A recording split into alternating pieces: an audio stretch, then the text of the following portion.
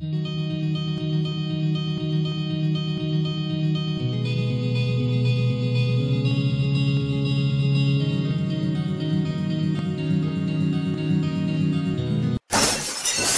guys, new video obviously. You know, I was thinking about maybe having a Wii, but then I just couldn't be bothered to move. Wii, move. Wii, move. Yeah, I know you're impressed by that. So anyhow, over the weekend I invested in the PlayStation Move. I said it before, I say it again. You scream why? Right now, pardon me. Right now, there's not a lot of good stuff out for the for Move. Or I should say, there's not a lot of sort of specific software out for it. But Heavy Rain, which is in my opinion probably the best PS3 game of last year, at least that comes to mind, is compatible with this. So I figured that'd be nice to play. I'm a huge fan of the Resident Evil 4 Wii edition, and as such, I picked up Resident Evil 5 Gold with the intent to play it on this lovely device. And I'd heard previously that it didn't work that well, but it literally works the same as the Wii version. The difference being, when you want to aim, instead of just sort of holding down the aim button of this controller, you hold down that, but you've also got to hold down, I think, that, and then aim. So it's not, you know, one extra button, basically. I don't know why they did it. It's quite strange, but it's very unique. But I'll get into the games in a minute. For those of you who are wondering, there's your sort of regular Wiimote, which I like to call it, rechargeable battery pack I've put on there. Now what's cool about this is it's got rechargeable batteries in it. You charge it off of a USB cable, micro USB, as you can see there. Oddly it doesn't come with one, but you know, I guess if you've got a PS3 then obviously you've got one with the controller anyway. But yeah, so you've got your sort of move button in the middle there, PlayStation button, which I've just turned on my PlayStation with by accident, and the face buttons, and one trigger at the back. Feels really nice. Nicer to hold than the Wii because it's just more ergonomic, more sort of ergonomically thought out. It's round, it's a sort of comfortable shape, whereas the Wiimote's square.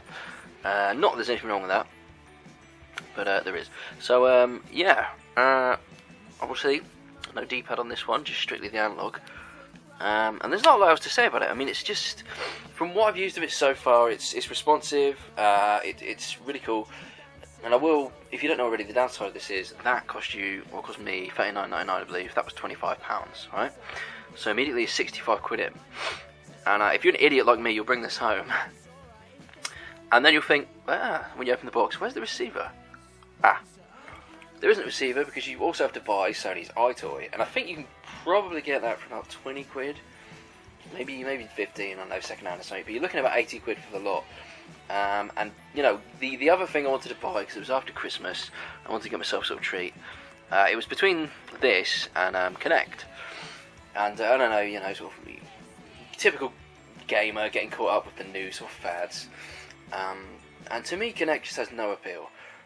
You know, I'm a lazy bastard, and I like to sit on my ass and play games. Strangely enough, I don't really want to jump around the room, and as you can see, I live in a bedroom, so that's not really an option anyhow.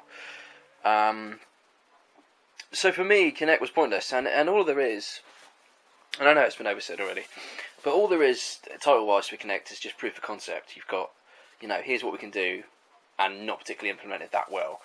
And when its top title's a dance game, then, you know, for a man who's 26 years old and considers himself to be a hardcore gamer, that's not really the answer.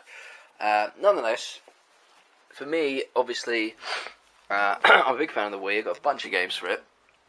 And for me, that's sort of, it's proven, it's done, it works, sometimes well, sometimes terribly, but when it works well, it's worth it, it's worth the investment. So I figured, why not go with the thing that I sort of already have some trust in, and already don't have to leave my bed to use, which is fantastic. So yeah, I'm really excited about Move, I honestly am. Yeah, you know what, it looks like some sort of weird vaginal pleasuring tool, there's no doubt about that, and the other end looks basically like a dildo. But be that as it may, it's a nice bit of kit. It's basically the Wii in HD, let's put it that way. And obviously with the power of the PS3. Obviously it's cable free, which is really cool as well. But enough waffling on about Move. In my own strange little way, as you've probably already gathered, I do like it. And I'm looking forward to some new titles coming out that really sort of make use of it. That Sorcery one in particular looks kind of cool. So hopefully I'll give that a shot when that comes out, which I believe is February, maybe March. But yeah, until then, it's basically I'm going to play through Resident Evil 5 and then probably leave it to gather dust until something really awesome comes out. But, impulse buy, Christmas, why not? 5, 4, 7,